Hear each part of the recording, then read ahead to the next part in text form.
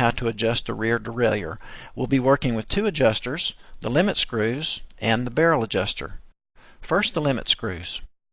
The thing to know about these limit screws is that they actually do what the name implies that they do. They determine how far sideways this derailleur moves.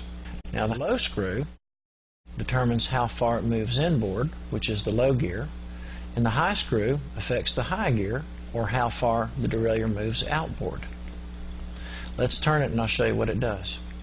When we turn it in, you'll notice that that pulley moves inboard, and when we let it out, of course it moves the other way.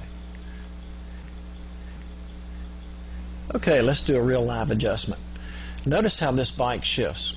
We've set it up so it's a little slow to shift into the smaller cog, which is the high gear. We want to alleviate that by adjusting the high gear limit screw. We'll let this screw out a little bit, and it will allow the derailleur to move a little farther outboard and carry the chain with it, and it'll shift a little more crisply. Now we've set up the derailleur so that it won't shift into the low gear or big cog.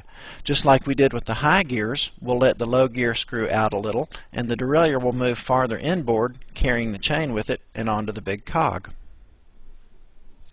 Now here we've set up a scenario where the derailleur moves too far inboard. The problem here is that if the derailleur moves too far inboard, it will overshoot the cog and throw the chain into the spokes. So we'll prevent that problem by turning the low gear screw in. This will stop or limit the inboard travel of the derailleur and prevent it from throwing the chain off.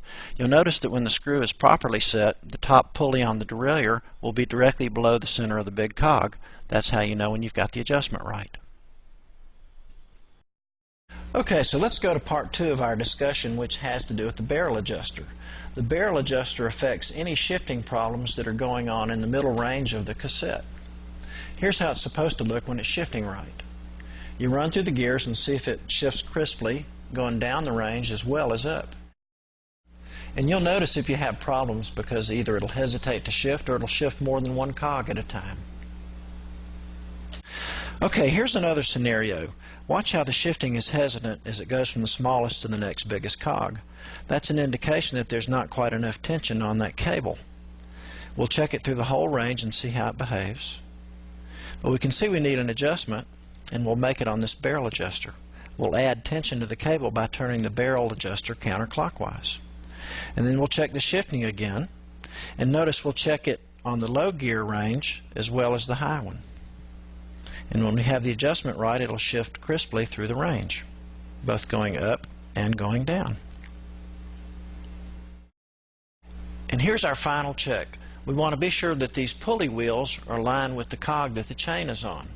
When the adjustment is right, that'll align in the high gear, it'll align in the middle gear, and that pulley will align with the biggest cog, which is the low gear. And when you've got those all squared away, you've got your adjustment.